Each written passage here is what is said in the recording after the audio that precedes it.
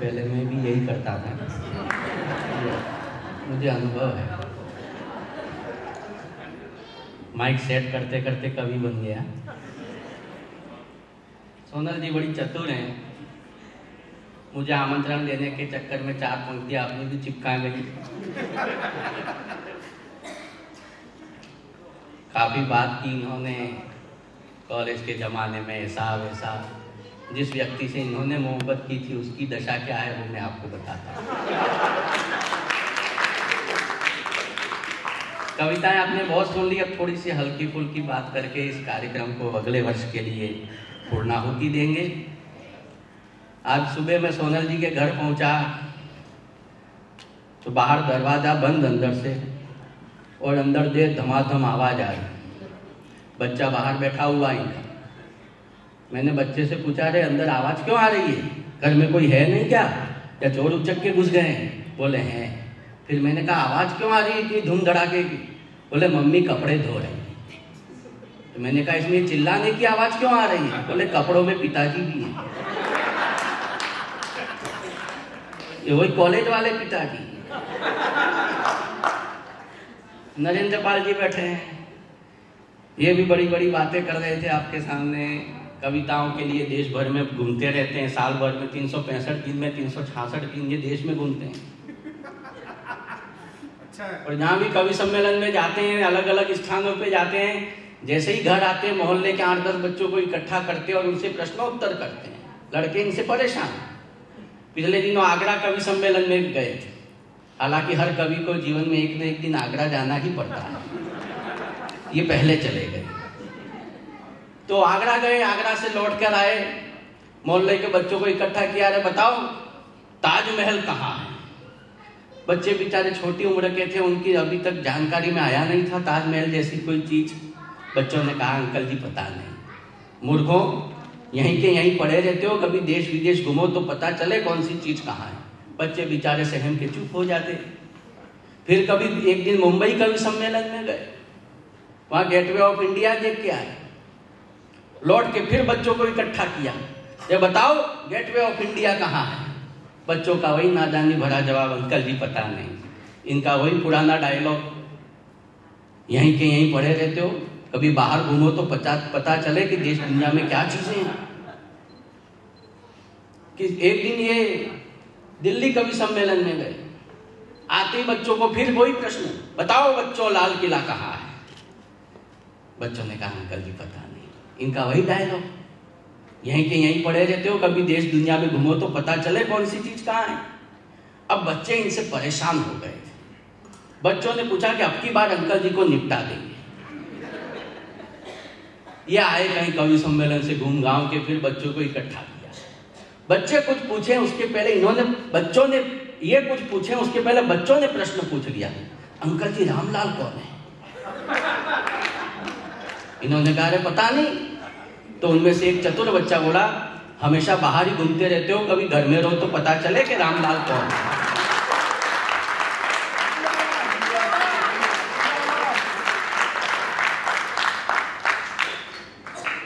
ये बच्चे हैं, ये चतुराई से निपटा देते हैं। बच्चे किसी की भी फाइल निपटा देते हैं। भाई साहब वीर रस की बातें कर रहे थे। इनकी ओज की कविता सुनकर के एक अतिथि हमारे बॉर्डर की ओर चले गए। इन्होंने काफ़ी प्रयास किया कि आप सब चले जाएं, पर अब ये जिम्मेदारी मेरी है कि मैं आपको सब कुशल घर भेज दूँ। आइए कविता की 4-4 पंक्तियां सुनाता हूँ, व्यंग्य के लिए जाना जाता हूँ। आज का आदमी दोहरा जीवन जी रहा है। आज का आदमी दोहरा जीवन जी रहा है। अकेले में शराब और समाज में पानी भी छान करके पी रहा है। आज का आदमी दोहरा जीवन जी रहा है। अकेले में शराब और समाज में पानी भी छान करके पी रहा है। आज का आदमी धृतराष्ट्र की तरह अंधा हो गया है। लाभ हानि की तुला पर तुलता हर रिश्ता व धंधा हो गया है। और हर आदमी को चेतावनी है कि आदमी से सावधान रहे। हर आदमी को चेतावनी है कि आदमी से सावधान रहे। ये भीतर से नाखूनी है, और ऊपर से रजनीगंधा हो गया है। ये भीतर से नागफनी है और ऊपर से रजनीगंधा हो गया। मेरा सुख तेरे दुख का सामान हो रहा है। आप सुखी हैं तो पड़ोसी अपने आप दुखी है आपसे।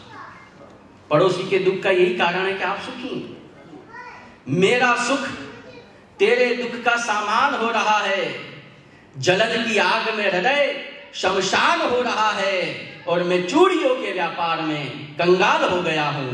वो बेचता कफन है और धनवान हो रहा है, वो बेचता कफन है और धनवान हो रहा है।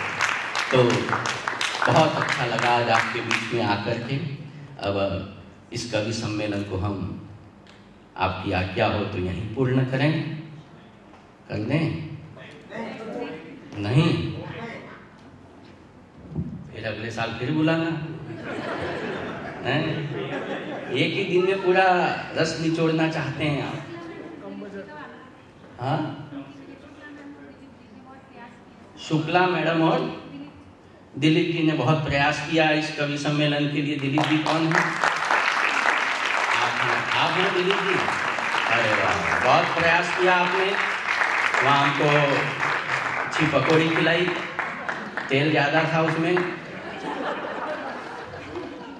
शुक्ला मैडम आप होंगी, आपसे भी परिचय हुआ उसी रूम में जहाँ इन्होंने पकौड़ी खिलाई। और किसी का?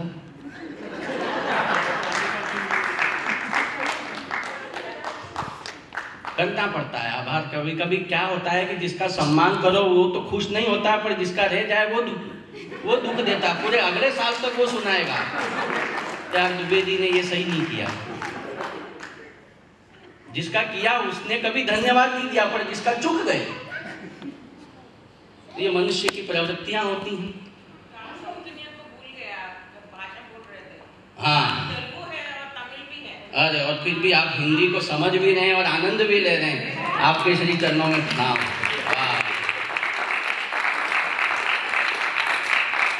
हमारी संस्कृति का जो असली सौंदर्य है वो दक्षिण भारत में ही है। दक्षिण में सौंदर्य बसता है। हमारा जो सनातन परंपरा है उसका असली सौंदर्य देखना हो तो दक्षिण भारत। आप दोनों पति पत्नी हैं और खुश हैं।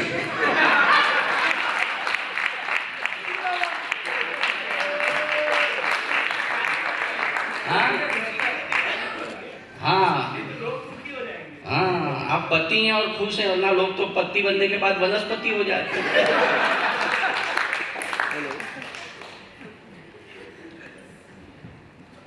बड़ी अचरज की बात है कि पत्नी से प्रेम करता है। बड़ी अचरज की बात है कि पत्नी से प्रेम करता है, और ताज्जुब यह है कि अपनी से प्रेम करता है।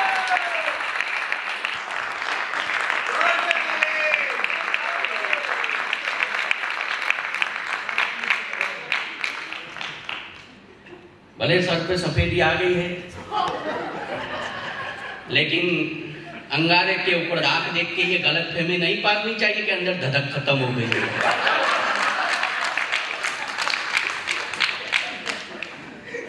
प्रणाम आप दोनों को। आप दोनों ने पूरे कवि सम्मेलन का आनंद लिया। आप दोनों को भी प्रणाम। आप दोनों भी वही हैं जो ये हैं।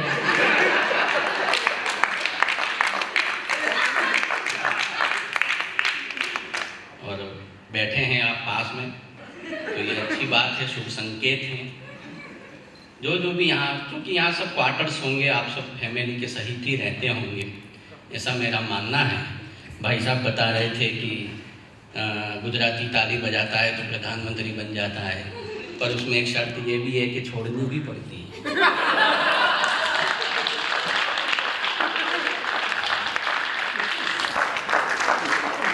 तो आप प्रधानमंत्री मत बनना, यहीं आप जहाँ हैं वहीं अच्छे हैं, और ऐसे कवि सम्मेलन कराते रहना और हमें बुलाते रहना।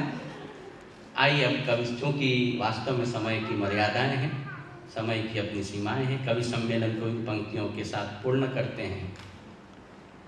इस सितारों को अपनी आंखों में महफूज रख लो, न जाने फिर कब ये रात होगी। मुसाफिर हो तुम भी, मुसाफिर हैं हम भी, फिर किसी मोड़ पर मुलाकात होगी। बहुत बहुत धन्यवाद।